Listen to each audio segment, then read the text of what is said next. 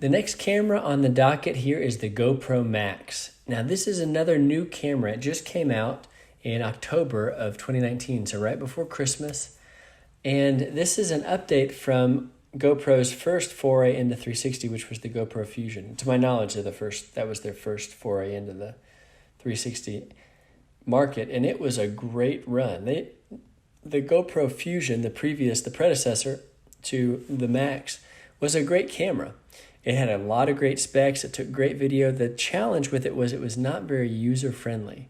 It would definitely not be the camera I would recommend for a real estate agent just wanting to do 360 photos or videos of a home. Now, if you're charging down a mountain, GoPro made their name, maybe 7 or 8 years ago, with the first cameras that you'd kind of attach to your helmet, and then you'd go plunging down a mountain on a mountain bike or snowboarding or whatever. They kind of carved out a niche in the extreme sports video market early on. It was 2013, I think, when we got our first GoPro camera, and it was already several versions in. But GoPro is kind of the new guy, or newer in this 360 game, but it makes sense that they would go this direction. Anyhow, it's a great camera. I want to recommend this camera. I would say the video on it, I would give it an A+ on video. It's really stable. Not as stable as the Insta360 software makes their video, but I think it's pretty darn close. And some of the dynamic range in the video is actually better than the video I've seen in the Insta360 One X. Now, I don't own this camera, so I need to clarify that up front, but I've watched a lot of comparison videos online from the main tech voices in this space, and this has some really good video. I would say the photos, I would give them a B+. It doesn't take the best photos, but I would say the photos are decent. And they advertise 6K video.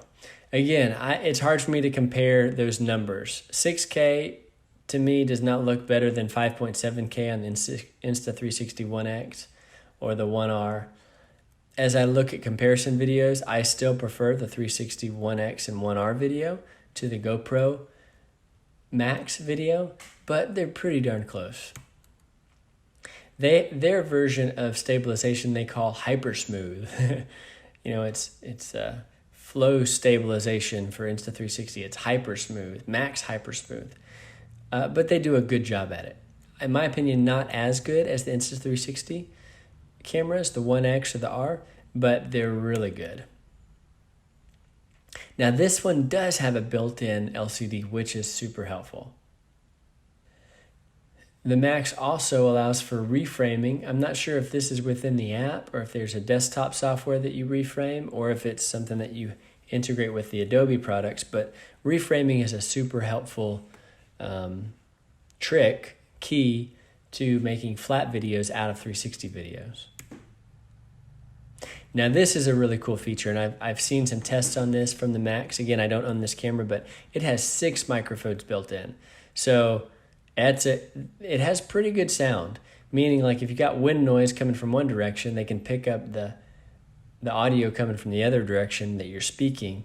It seems to do a little bit better with sound than some of the other cameras on the market. Certainly better than the old cameras that just have one mic in the front. Most of the newer cameras have 4 mics. This one has 6. So sound is pretty good on this one. So this, like I said, the body on this, from what I hear, is pretty tough. Tougher than some of the others. I've heard critiques of the Z1 that people are a little bit nervous handling it because it feels like it's going to break if you drop it. But this one, from my understanding, is more rugged. That would make sense because GoPro made their name in being a rugged outdoor brand. And it's waterproof. So if you're probably not going to be, getting on a Sea-Doo like this guy and doing video that way. But if you decide to, or if it rains, or if you spill your water on the camera while it's sitting on your desk, you don't have anything to worry about. It's going to be fine.